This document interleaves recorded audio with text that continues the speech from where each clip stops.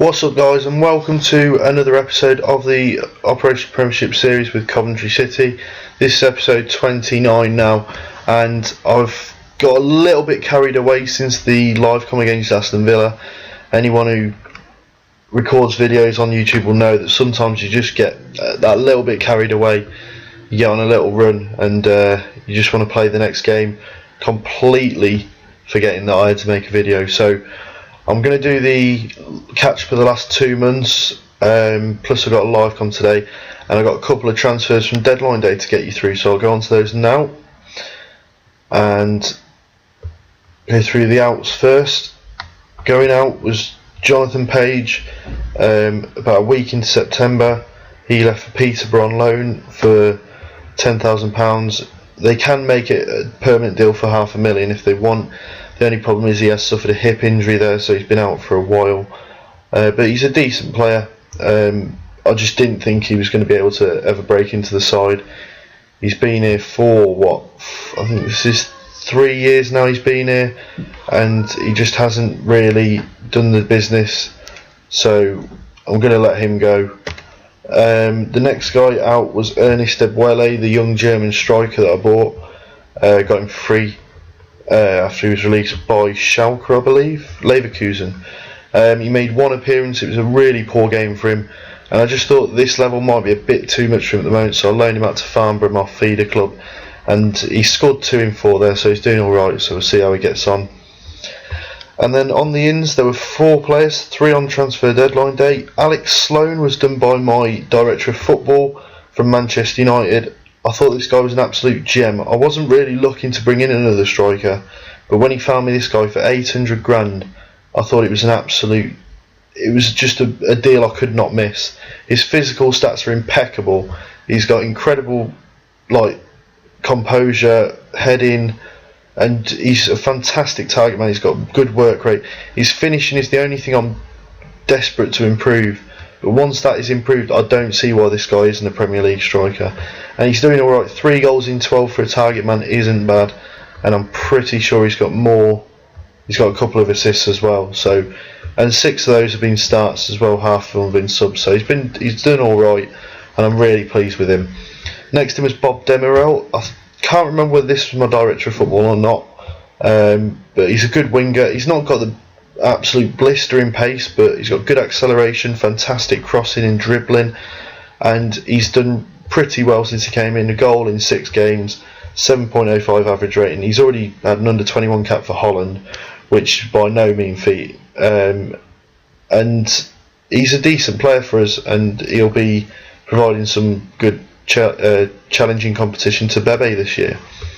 Next in was Marcus Pedersen. I was chasing this guy for pretty much the entire transfer window, and eventually on deadline day I just about managed to snap him up. 16 finishing alerted me straight away, 12 composure, 14 pace. He's got bravery, he's got decent work rate as well. He's just a fantastic player. 1.3 minutes. He's only 26 as well, so he's still got his best years to come. And I think that 3-star report doesn't quite do him the justice he deserves. 5 goals in 7 games shows that he is doing well. He has suffered a little injury while he was here, so he missed a couple of games, but since he's come back he has been in banging form. The next game was about a week ago. I just bought in Victor Anichebe, some backup up front. He's another guy who can be used as a target man, and he's just he's built like a brick shithouse. He's only 6'1", but he is so strong it's unreal, and I think getting the ball forward to him, he'll be able to hold it up well and releasing Pedersen to hopefully score a few goals. He's got a couple of appearances so far, 7 average rating, no goals as yet, but he's doing alright, and hopefully he can make an impact in the 3 months that he's here. So that's the transfers up to date, so we'll get on to the fixtures now. So the last time you saw us was the Villa live com there. So next up we faced Crystal Palace at home and drew 1-1. We got on the score sheet after 1 minute through Arturo, Yannick Bolasie equalised them 3 minutes into the second half from the penalty spot. But if you look at the stats, it was a pretty even game, and to be honest I can't argue with a draw. It was the fair result, and they've probably come here for a point, so a point was a pleasing result for both sides. Next up was a trip to Ipswich and another 1-1 draw. We took the lead after 25 through Christoph Testrup, but they equalised 2 minutes just before half time. And Patrick Berger again, this man always seems to get the better of me. He's scored in last 3 or 4 games I've played against Ipswich. And on the day they dominated, so we were probably lucky to get a point out of the game. If they'd have been a bit more clinical with their finishing, I think they would definitely have come out with a win. Next up we travelled to Hull, and Hull are a pretty decent side. We were dominated on the day. We were very poor, 5 shots, only 1 on target, 42% possession. Cameron Stewart after 28 minutes with the only goal of the game for Hull. Next up was Sheffield Wednesday at home, and this time we came up with a 3-1 win, really good result. They did probably have the better of the play, but we were far more clinical than them. Alex Sloan after 23, Scott Wooten after 35 and Arthur after 72, giving us a 3-0 lead.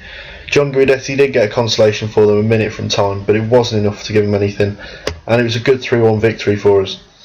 We then started a run of difficult games. We played Fulham away and lost 2-1. Sylvan Ebanks-Blake cancelled out Ronnie Wubshet's early goal after 2 minutes with his brace after 8 and 20 minutes, and I was quite surprised that we actually stayed in the game, and we weren't outplayed really throughout the whole match, but in the end we just couldn't get that second goal to get us back level, and Fulham managed to hold on and take all 3 points at the end of the day. We then faced Burnley, who are having a shocking season this season, and it was a horrible game to watch, just from my point of view. 8 shots, none on target. They were just incredible compared to us. I don't think it was that they were that good. I think it was just that we were so poor. It was just a joke to watch. Chris McCann with a penalty after 15, Sam Vokes after 42, Pilkington after 65, and a Miquello goal after 68, giving Burnley a absolutely incredible 4-0 win. It was one of the worst games I've ever played on Football Manager. Not just this one, previous Football Managers included. It was just a shocking result. And we had to bounce back, but we didn't. We played Blackpool away and we lost 1-0. Daniel Royer after 4 minutes with the only goal of the game. They dominated us on possession, they dominated us on chances. I can't say we deserved anything out of the game. Had we nicked a last minute equaliser, it would have been an absolute robbery of Blackpool, because they fully deserved the points on the day. We then played Charlton at home and got a creditable 2-2 draw against a decent side, but I wasn't happy in the way it came. Jordan Bowery after 8 minutes put them in front, but we battled back. Alex Sloan after 27 and Marcus Pedersen starting his scoring spree after 62 to get us back in front. But Jordan Bowery then equalised 6 minutes from time with a cracking top corner strike to make it 2-2, but I just wasn't pleased with the space we gave to him, and we were that close to getting a victory for the first time in a while that I was disappointed we threw it away. We then played Wolves away and we got battered 4-1.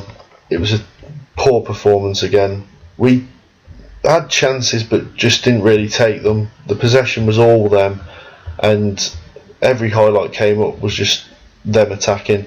Israelson after 3, Makeda after 16, Akpom on half time, and Foreign just before the hour mark made it 4-0.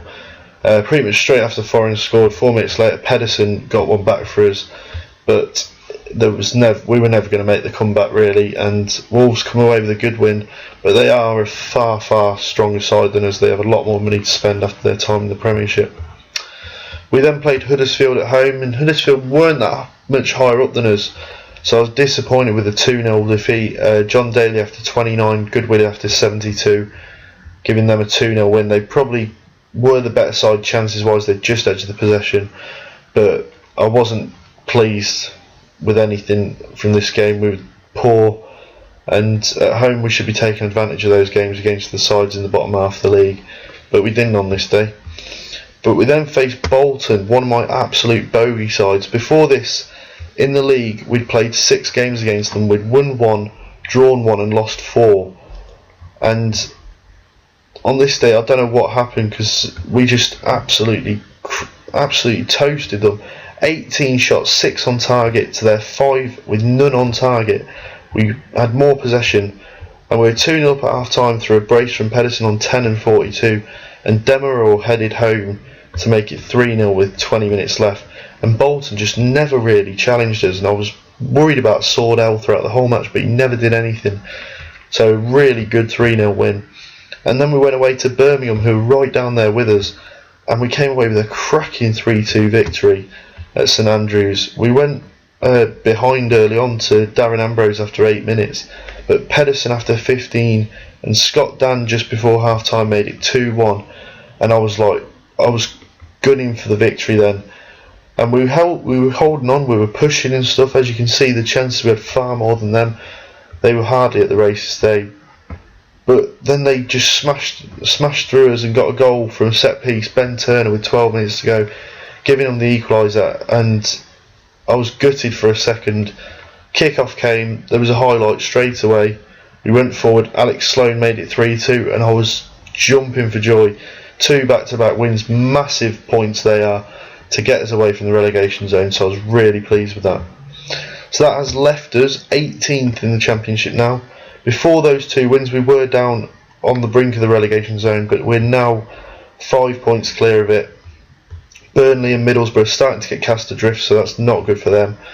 But we are 18th, and if we win today we can sort of get ourselves into this group of teams at mid-table and start maybe pushing on to catch these teams above us. I mean, the teams above us aren't great teams. From sort of Swindon downwards, there's probably only Forest and Charlton in there who are established Championship teams.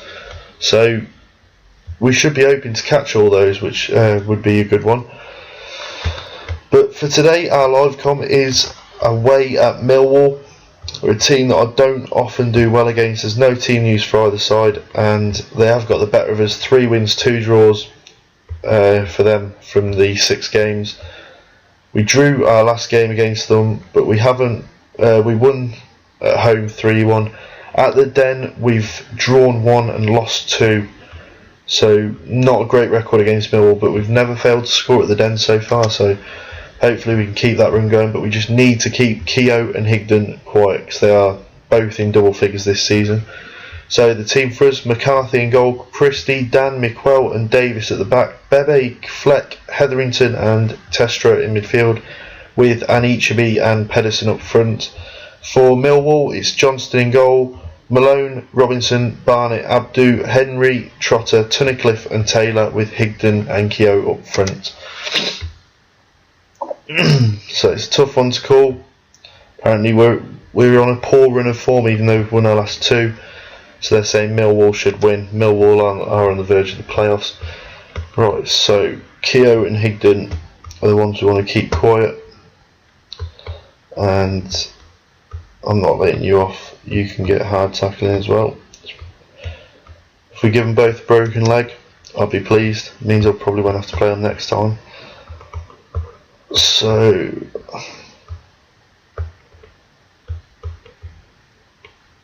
let's get some greens from the team talk. For some reason I don't really get good responses usually from the Coventry team. It's not too bad though, and Pedersen's banging form, so hopefully he can score a few goals for us today. So let's get this game underway, and it's us to kick off. It's Mickwell, Fleck, Bebe. Is it going to be an attack straight away? No, I don't think. Oh, Fleck's got it. Hetherington, Testra, Hetherington, and he's tackled by Trotter. Keogh now. Come on, tackle him. Trotter with a poor ball out wide for Henry. Goal kick to ourselves. End of the first highlight. And so far they're dominating possession, 62% at the moment. But now it's back evens. Here's Trotter, Abdu, and Higden. Higden to Abdu. Under pressure from Fleck. And he's made a pass and Testrut's intercepted it. He's coming forward, he crossed it in, and Anichebe, and he's put it straight at Johnston, who saves. And that was a chance for ourselves. Really, Anichebe should have put that one away. Dan to Christie from the free kick, just over a quarter of an hour gone. Bebe, Christie, inside to Hetherington, just keeps the ball. Bebe, Anichebe turns and bangs it in the corner. First goal from Victor Anichebe on his loan spell, and it's a great win, great goal to put us in front away at Millwall. Not an easy place to come to, and we've kept up that run. We've played 4 games now at the New Den, and we've not failed to score in any of them. Henry crossed it in, and straight away they've equalised. Or have they? No, apparently not. Now, I've just watched one of Rick's videos where this happened, and I think that might have been a glitch. But we've got up the other end and got a penalty. John Fleck's going to take it, and he scores. It's 2-0, and that one counts. It happened exactly the same on Rick's video, where it didn't flash up with a goal. And although it didn't say it was a free kick or anything like that, it didn't count as a goal. So I don't know what's gone on there. But here's Henry, Trotter. And they've lost the ball again. Davis back to McCarthy. 25 minutes gone. Mickwell out to Christie. Bebe. Hetherington. Christie. And Bebe. Into Victor Anichebe and Fleck. Pedersen tackled. Abdu gets it. Trotter. Henry. Coming forward. Shoots and McCarthy makes an easy save. And Testro with a free kick forward, and Scott Dan heads it, but he flicks it just over the bar. We're playing well here. I didn't expect this. Doing alright against these. As Higdon to Trotter. Taylor tackled. Trotter gets it back, crosses in. Dan gets it away, but straight to Taylor, who smashes it in the bottom corner. And it's 2-1 now. Chris Taylor getting Millwall back in the game. As we're closing on half time, about 5 minutes to go. Pedersen. Davis, Hetherington. He's tackled by Trotter for dilly-dallying on the ball. He's giving it away to Davis. Dan forward. Testro brings it down brilliantly. Can he get the cross in? He can. Bebe! Oh, into the side netting. Great chance. Could have been 3-1 going into the break. And that might make all the difference, because when Millwall come out, they're going to come out firing, and all they need is a goal, and they're back on level terms.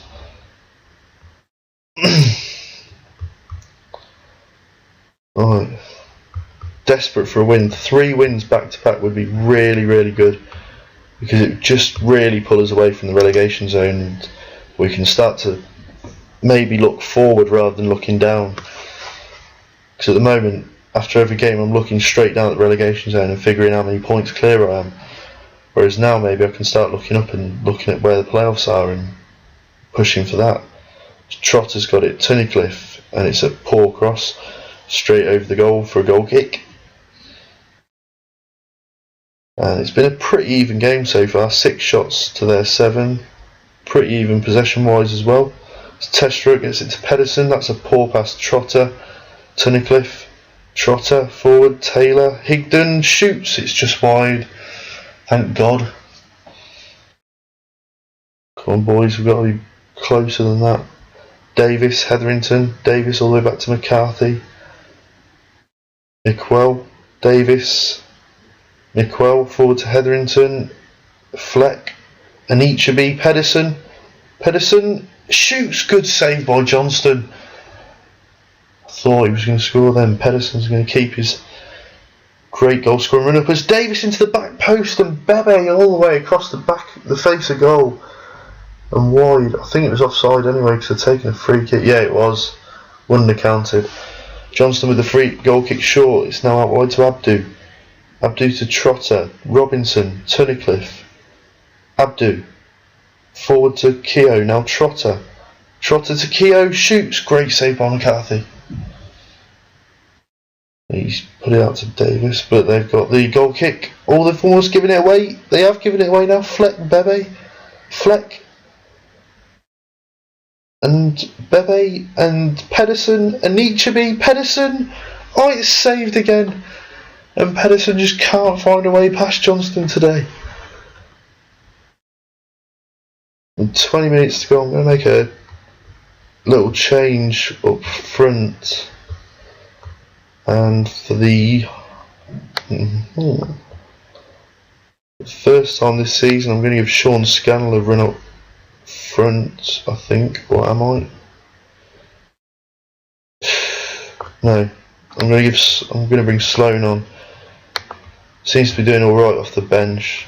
So bring him on up front, and I think I'll bring Niewiadomski on for Fleck, because Fleck does get tired pretty easily, so I don't want to risk him getting any injuries, and Niewiadomski's more than enough for a replacement. Him and Fleck are constantly vying for that playmaker position in the centre of midfield. As Testrow with the free kick into the wall, and now Millwall are going to break with Higden, but no, comes to nothing. So let's just start getting a bit more defensive minded. As Lowry with a free kick, Mayika, Guy, Higden turns, Keogh scores, but I think no, I thought he was offside. The linesman disagrees, obviously. They're back level. Here's Keogh, Malone into the box, it's blocked. Niewiadomski's chasing it, it's Trotter though. Higden, Trotter, Guy, and it's 3-2. In the space of 3 minutes, Millwall have turned it round on us. And that's shocking. That's absolutely shocking. So a quarter of an hour to go, I've got to try and go for it now. I can't believe I'm going to get nothing out of this game. 10 minutes left, we've got a throw in. Scott Dan, Hetherington, Niewiadomski's lost it, just not quick enough. Trotter, forward, Guy brings it down, cross it, Keogh, he's tackled Niewiadomski forward. Robinson, Trotter, Tunnicliffe, Guy, Higden, passing it around nicely, keeping the ball. Malone shoots and it's wide. And it's going to have to be overload now. And we'll go, want to hassle the opponents to get the ball back as quickly as I can and take more risks as well. Going to have to really put everything forward now. As McCarthy goes short to Christie, McCarthy again forward. Keogh heads it, Dan wins that, Bebe taking on Malone, still Bebe in towards the box and shoots and it's just wide. Millwall have gone 4-3-3 now, and I'm going to bring Scanlon or Demerol. I'm going to bring Scanlon on, he's got more pace for Testrow. So Scannell can go up there, and Bebe can move up there. And hopefully it will be enough to get us a goal. Last throw of the dice, 7 minutes left. Scannell coming into the fray. It's still been a really tight game. 3 minutes added time. We've got a chance. Davis into the box, it's headed away. Davis again, cross it in. Robinson away. Niewiadomski heads it forward, it's headed away. Trotter flicks it on. Keogh, they're going to counter now. It's Taylor. Get the ball. Malone, Mayika, Taylor. It's definitely their attack. Taylor into the box. McCarthy claims. Maybe not. No, nothing's happened. Pointless highlight. Here's Sloan down the wing. Can we get anything out of this? No, cleared away. It's going to go any minute now. Taylor out wide to Guy. Mayika. Guy runs into the box, cross it. Dan heads it away. Higden. Malone. Taylor. It's a goal kick. And the referee's surely going to blow his whistle now. McCarthy forward. Trotter wins it. Keogh. Tunnicliffe. Mayika. Davis has won it. Scannell. Scannell forward. Sloan heads it down to Bebe. Christie forward for Sloan. And he's fouled Malone. Free kick to Millwall. And it's all over now. It's finished 3-2 to Millwall, and I'm gutted.